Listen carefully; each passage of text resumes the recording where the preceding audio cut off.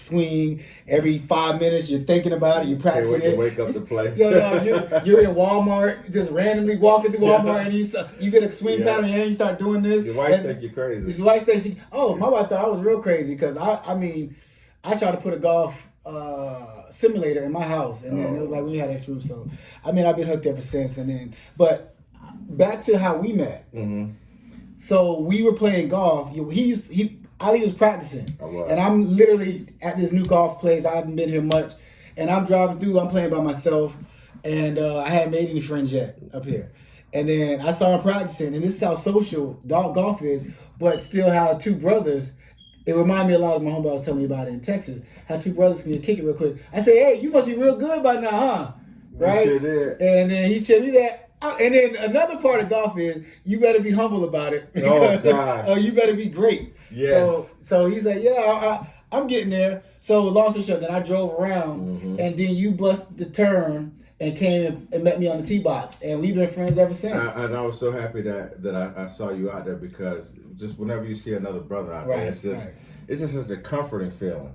Great. Because the golf course still has that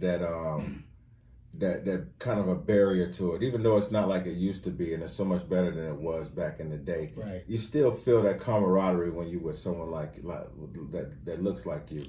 But like, at what point did you realize you had the bug? I had the bug. Like, when did you realize? Like, when were you like? Okay, I'm gonna tell you what. You know when you got the bug? When you read a book on it. Like if you ever bought the Golf Almanac to the Swing, because when I started playing, I think YouTube was really big at that point. So YouTube you can replace that for read, but if you definitely reading something on it, if you pick up a book to read something about it, I think you're passionate about it. You're locked in, right? So you're trying to now figure out this swing pattern and inside out and all of that. So I probably knew it then. But then I knew I was probably obsessive when I went to a range one time. I was at a golf course, and I paid to play, but it was about to rain, and the guy, they weren't going to give me a rain pass or anything. And I paid in a torrential rain, and to the point they had to call me in. They say, "All right, sir, we're going to give you this credit. We all want to go home now. We don't want anybody to get killed." Right. So that was probably when I was like, it was too much. But yeah, it's such a great game in that way, and that's why I part of the Deep Rough Podcast initiative, is we're trying to get more African Americans involved with the game. Yeah. And starting with the youth, because I truly believe this game is so life changing. Yeah.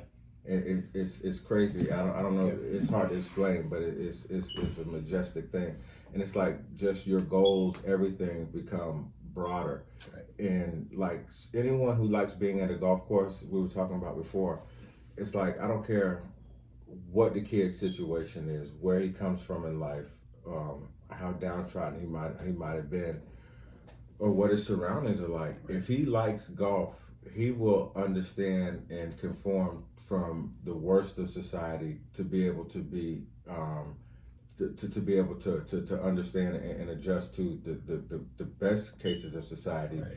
If he enjoys playing this game. I was explaining to my wife what this podcast was about and how you explained it to me, and what you just said was kind of it, and it made a lot of sense, because you made some key points. If a kid, no matter where circumstances he comes from, our circumstances, or how we grew up, or wherever, if he catches that bug like we almost all catch, right? When he's not gonna sag his pants on the golf course. It's just socially, something about golf has attraction to it. Absolutely. That is like you said, it's a conforming sport. And then a key point that you made too was that the social aspect of golf does very much mimic business aspects of just in life in general. It does. And then since you said that, I've been thinking about it, because the way you socialize on a golf course, it's not necessarily the way we always socialize, but you're learning social skills.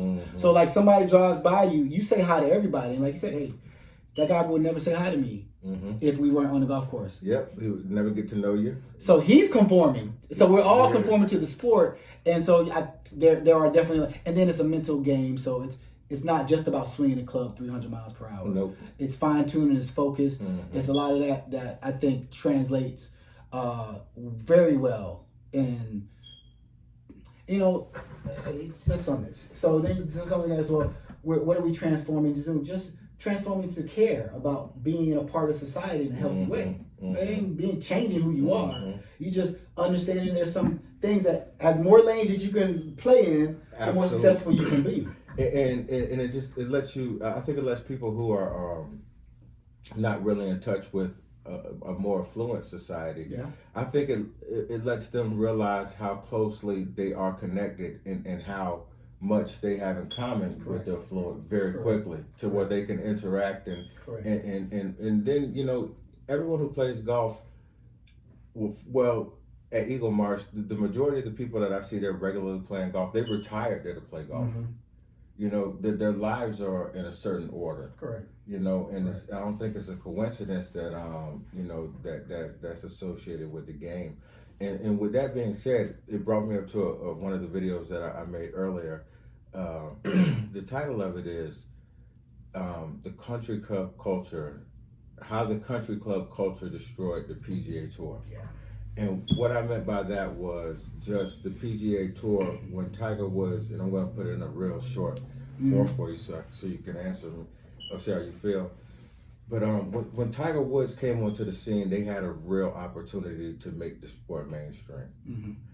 But golf has a barrier to where it's the country club is a reserved part for the rich, the affluent, the blue bloods, if you will. Mm-hmm. And that's a part that they're not really willing to share because that's where they do their business.